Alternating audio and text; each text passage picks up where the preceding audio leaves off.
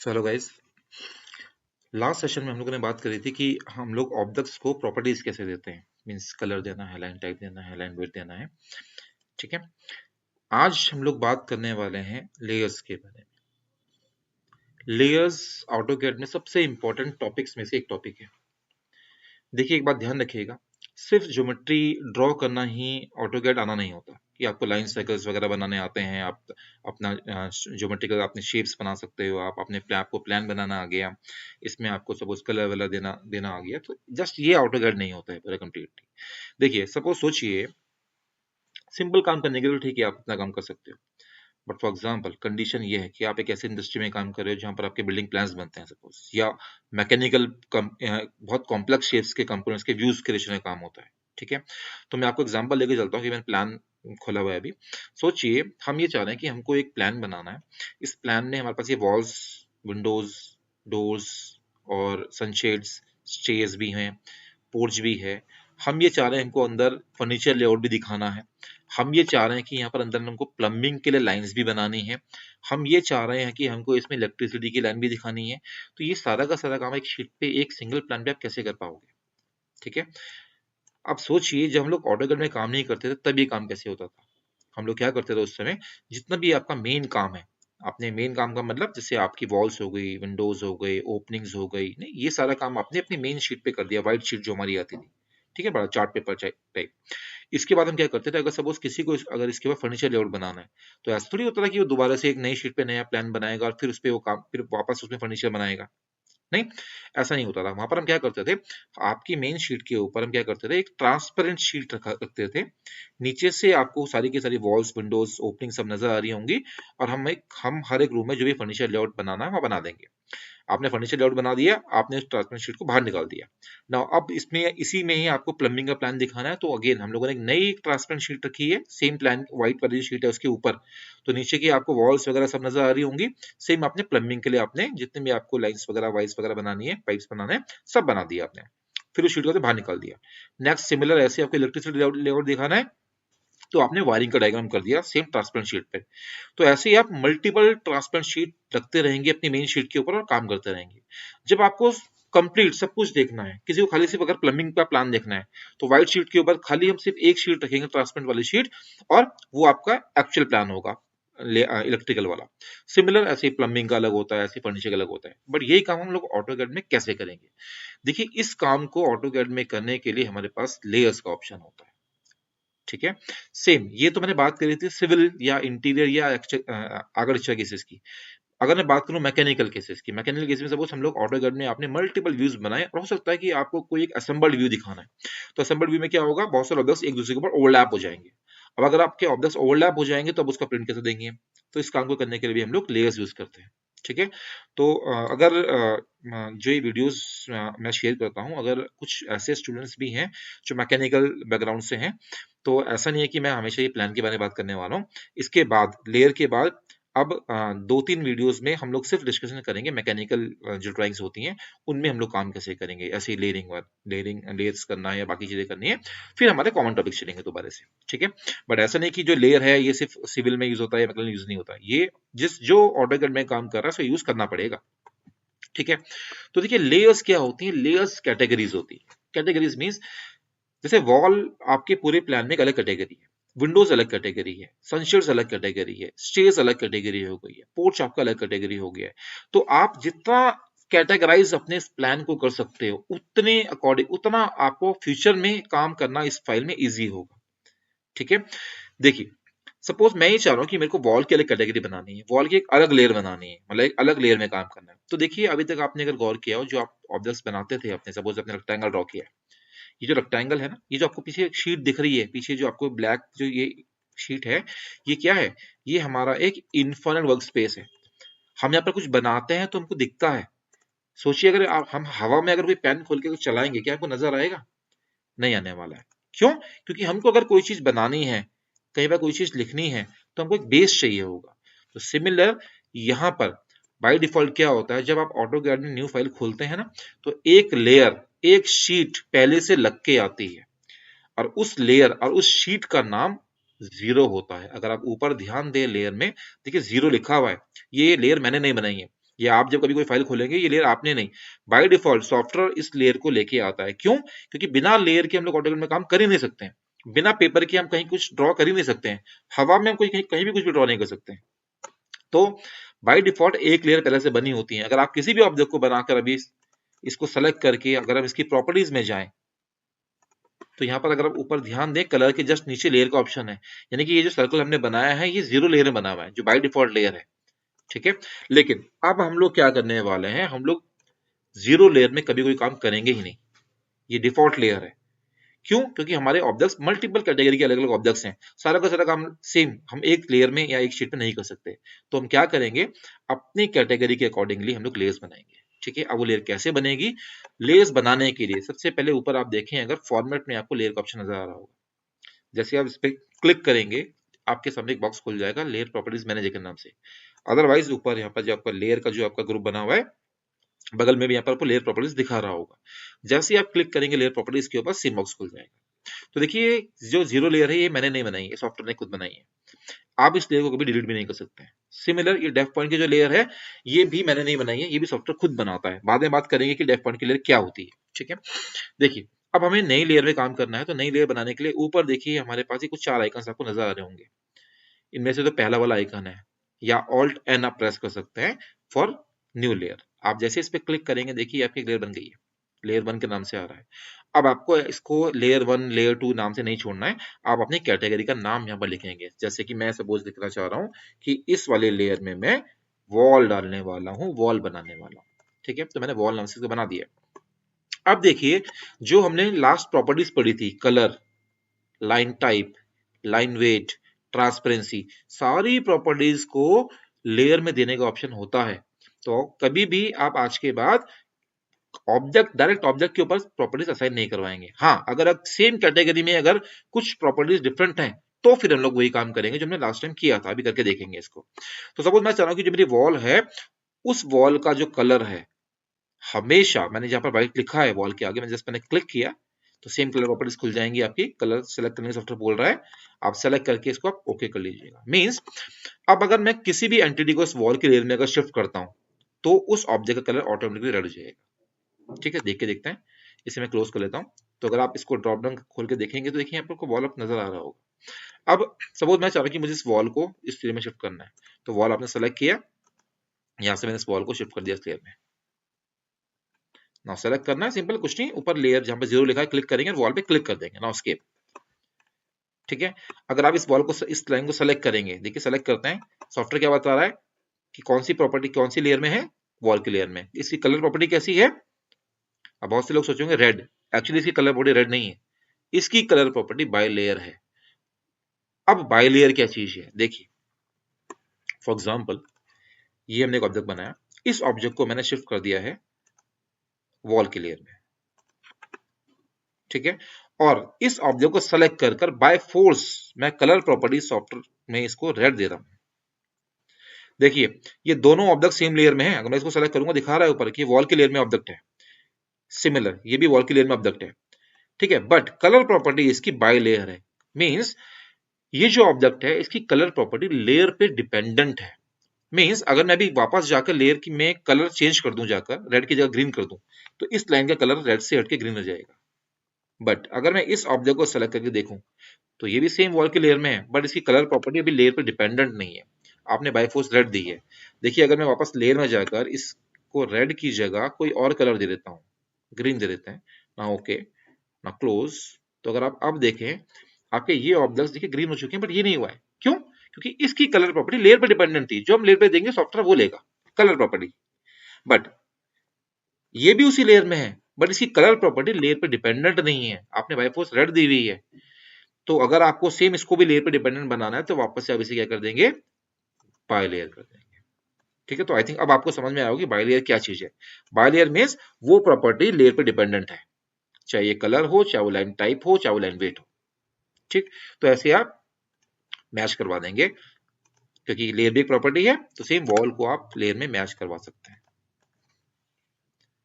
ठीक है, अब देखिए लेयर्स का आपको बेनिफिट बताता हूँ।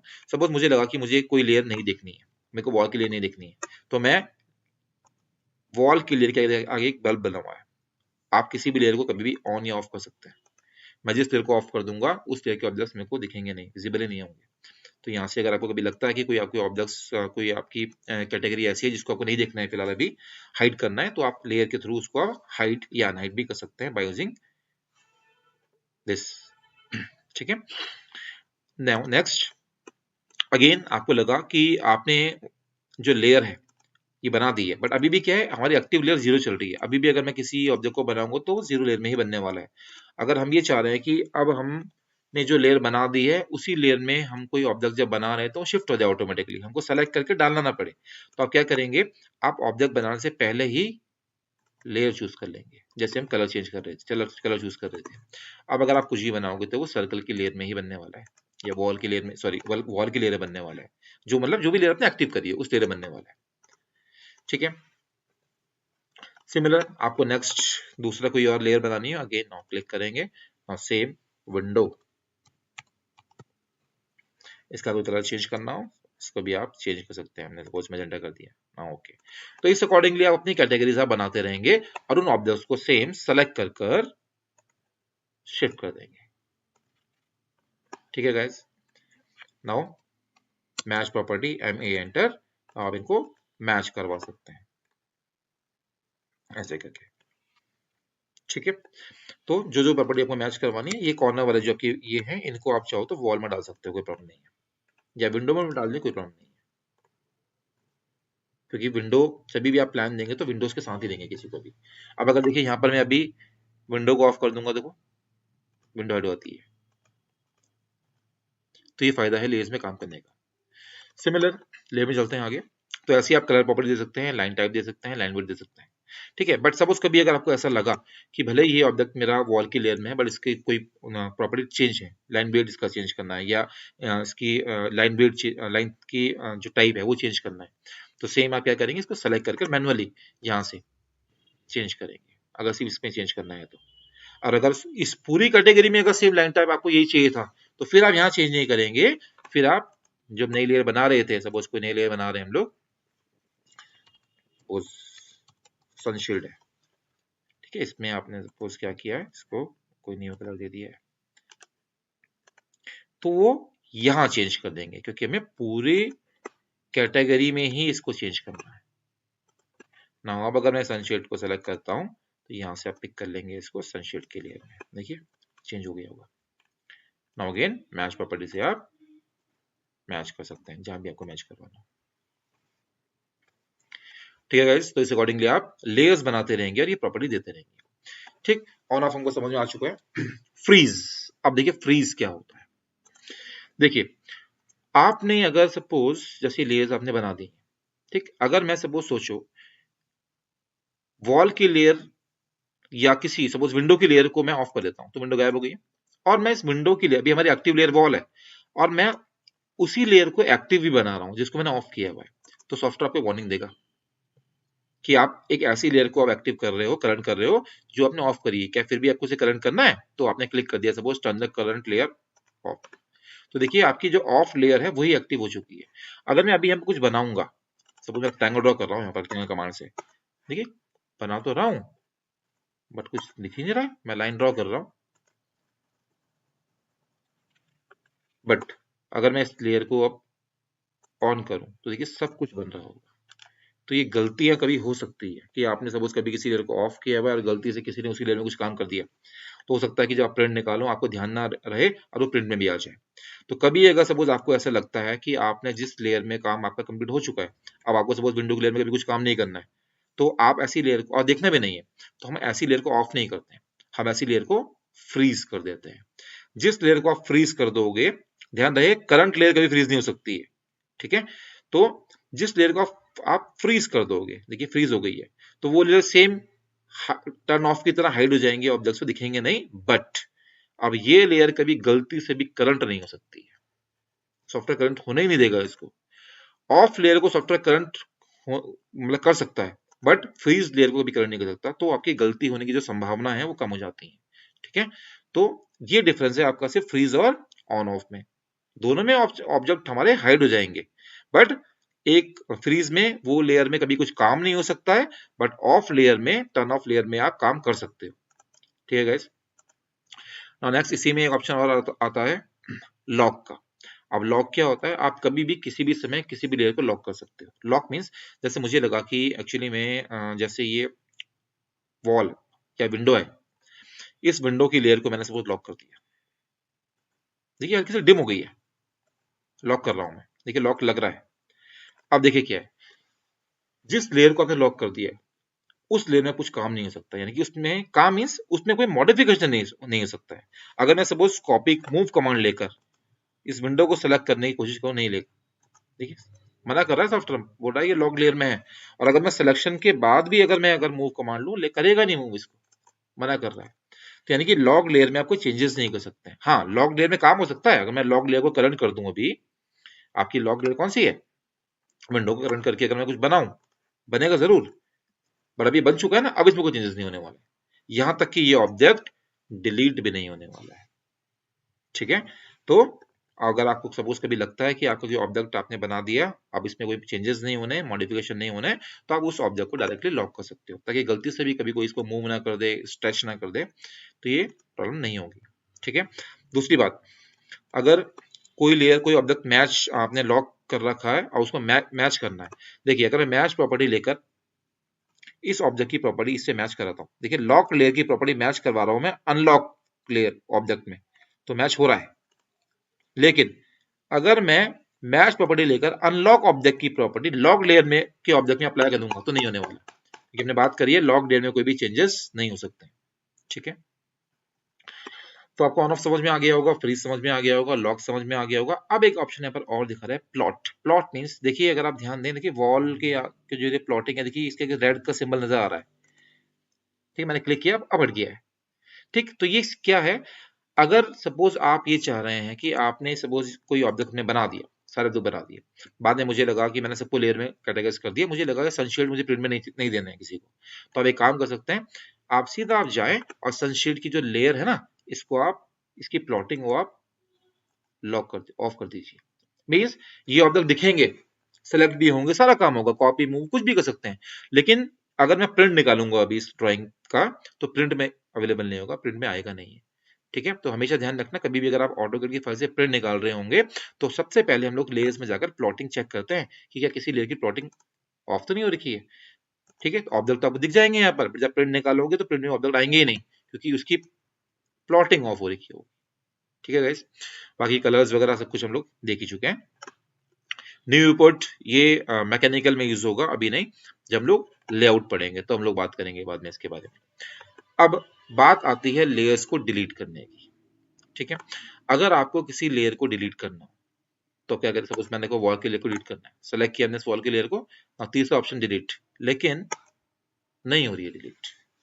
देखिए कुछ लेयर्स कभी डिलीट नहीं होती, कौन कौन सी लेयर्स होती हैं, सबसे पहले layer zero and depth point. Layer zero और डेप्थ पॉइंट लेयर ये हम नहीं बनाते हैं, सॉफ्टवेयर खुद बनाता है।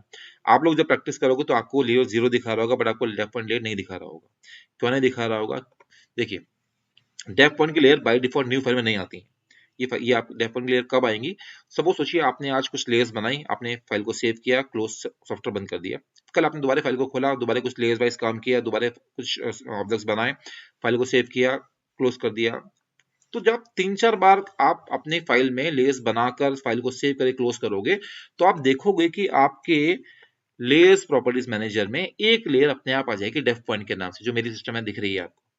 ठीक है, बट एक बात आपको ध्यान रखनी है, इस लेयर में आपको कभी भी कुछ काम नहीं करना है। क्यों नहीं करना है, क्योंकि डेप्थ पॉइंट की लेयर की प्लॉटिंग परमानेंटली ऑफ रहती है। अगर आप ध्यान दें, देखिए हल्का सा डिम हो रही है, इस पे मैं क्लिक कर रहा हूँ, देखिए कुछ नहीं हो रहा है, ना तो ऑफ हो रहा है ना ऑन हो रहा है, डिम हो रखा है ये, इसको करूंगा देखिए यहाँ पर हो जा रहा है। ठीक, तो डेप्थ पॉइंट की लेयर की प्लॉटिंग हमेशा ऑफ रहती है, मींस इस लेयर में अगर आपने कभी कुछ काम किया तो ये कभी भी प्रिंट में नहीं आएंगे। ठीक है, ये होती है अगर आपको कभी कोई रेफरेंस ऑब्जेक्ट्स बनाने हो। कई बार हम लोग ड्राइंग में ऐसे ऑब्जेक्ट्स भी बनाते हैं जो हमको जस्ट ड्राइंग्स में चाहिए होते हैं, बट प्रिंट में नहीं देने होते हैं, तो ऐसे ऑब्जेक्ट्स चाहो तो डेप्थ पॉइंट के लिए बना सकते हो, बट नॉर्मल ऑब्जेक्ट्स आपके नहीं बनेंगे इस लेयर में। ठीक है, दूसरा, और कौन सी लेयर हमारी डिलीट नहीं हो रही थी, द करंट लेयर। आप किसी भी करंट लेयर को डिलीट नहीं कर सकते, क्योंकि अगर आपकी करंट लेयर ही डिलीट हो जाएगी तो आप ऑब्जेक्ट्स बनाओगे कहां पर, और सॉफ्टवेयर को नहीं पता कि अगर वो लेयर डिलीट हो जाएगी तो उसकी जगह कौन सी लेयर आएगी फिर। ठीक है। Now next is layer containing objects. एक बात आपको और ध्यान रखनी है, अगर किसी लेयर में कुछ ऑब्जेक्ट्स बने हैं तो वो ऑब्जेक्ट्स भी, वो लेयर भी कभी डिलीट नहीं होती है। ठीक, ये ऑप्शन दिया हुआ है सिक्योरिटी रीजन से। फॉर एग्जांपल सपोज सोचिए आपने मल्टीपल लेयर्स बनाई, आपने ऑब्जेक्ट्स उन लेयर्स में शिफ्ट कर दिए और कभी किसी ने गलती से आपकी इस लेयर को डिलीट कर दिया, तो अगर वो डिलीट हो जाएगी तो उन ऑब्जेक्ट्स का क्या होगा, या तो वो ऑब्जेक्ट्स भी रिमूव हो जाएंगे। ठीक है, तो जस्ट सिक्योरिटी रीजन से ये लेयर भी डिलीट नहीं होगी। और लास्ट आता है एक्सटर्नल रेफरेंसेस डिपेंडेंट लेयर। जैसे अभी बहुत सारी कमांड्स बची हुई हैं, तो उनमें से एक कमांड और भी होती है एक्सटर्नल रेफरेंसेस। बस अभी आप इतना समझ लीजिए कि बाहर से भी हम लोग कभी किसी और फाइल के ऑब्जेक्ट्स को यहाँ पर ला सकते हैं, तो वो किसी लेयर में अगर आए हैं या उनको हमने किसी लेयर में अगर बुलाया हुआ है तो वो लेयर भी कभी इरेज नहीं हो सकती है। तो मतलब मेरा कहने का ये है कि सिर्फ वही लेयर आप डिलीट कर सकते हो जो बिल्कुल ब्लैंक हो, खाली हो, जिसमें कुछ भी काम नहीं हो रखा है। ठीक है, जैसे सनशील्ड है, सपोज मैं चाह रहा कि मैंने सनशील्ड को मैंने किसी और लेयर में शिफ्ट कर दिया, या मैंने सपोज को 0 में वापस शिफ्ट कर दिया ना। अब सनशील्ड की लेयर में कोई भी ऑब्जेक्ट नहीं बना हुआ है, देखिए। तो अगर मैं वापस से लेयर में जाकर इस लेयर को सेलेक्ट करूं और डिलीट करूं तो ये लेयर डिलीट हो जाएगी। ठीक है गाइस, तो इस अकॉर्डिंगली आप अपने पूरे प्लान को category wise, layer wise define कर देंगे। वॉल्स अलग लेयर में, विंडोज अलग लेयर में, डोर्स अलग लेयर में। ठीक है, और अब आपको लेयर्स बनाना आ चुका है, तो अब आप एक काम करेंगे, आज के बाद जब कभी भी आपको प्लान बनाना होगा तो सबसे पहला काम पता है क्या होगा, आप एरिया सेट करेंगे और अभी कोई लाइन या कोई वॉल ड्रॉ नहीं करनी है। सबसे पहला काम है वॉल की लेयर बनाएंगे। वॉल की लेयर बनाई, उस लेयर को आपने ऊपर एक्टिव किया और वॉल बनाना चालू कर लिया। उसका फायदा आपको ये मिलेगा कि आपको वॉल्स को मैन्युअली शिफ्ट नहीं करना पड़ेगा। जैसे भी हम शिफ्ट कर रहे हैं, देखिए ऐसे सेलेक्ट करके हम डाल रहे हैं वॉल की लेयर में। तो अगर आपने पहले से ही अपने वॉल की लेयर को ऐसे एक्टिव कर दिया और अब आप वॉल्स अगर बनाना स्टार्ट करेंगे तो देखिए ऑलरेडी जो आपकी वॉल बनेगी वो उसी लेयर में बनती जाएगी, तो शिफ्ट नहीं करना पड़ेगा। तो पहले अब आप क्या करेंगे, पहले लेयर्स बनाएंगे और फिर आप ऑब्जेक्ट्स बनाएंगे। वॉल बन गई है, फिर आपको विंडो बनानी है, अगेन सेम न्यू लेयर में वापस जाएं, वापस विंडो की लेयर बनाएं, उस लेयर को करंट कर दें, फिर आप विंडो बनाएं, तो विंडो भी अकॉर्डिंगली शिफ्ट होते रहेंगे। सनशेड ऐसे जाएंगे, शेड ऐसे जाएंगे। तो इस अकॉर्डिंग हम लोग प्लान में हमेशा हमारा काम होता है। ठीक है गाइस, तो आई थिंक आप लोगों को लेयर्स के बारे में कुछ समझ आया होगा और होपफुली आप लोग ऐसा कुछ काम करेंगे। आप अपना जो भी आप काम कर रहे हैं या कुछ बना रहे हैं, तो प्लीज आप चाहो तो उसकी फोटोग्राफ शेयर कर सकते हैं मेरे साथ। ठीक है गाइस, तो आज इतना ही रखते हैं, बाकी हम लोग बाद में बात करेंगे नेक्स्ट सेशन में कि आपके जैसे ये टेक्स्ट मैंने इसमें लिखे हैं तो ये टेक्सटिंग वगैरह कैसे होती है, वो हम नेक्स्ट सेशन में बात करेंगे। ठीक है गाइस, तो थैंक यू सो मच।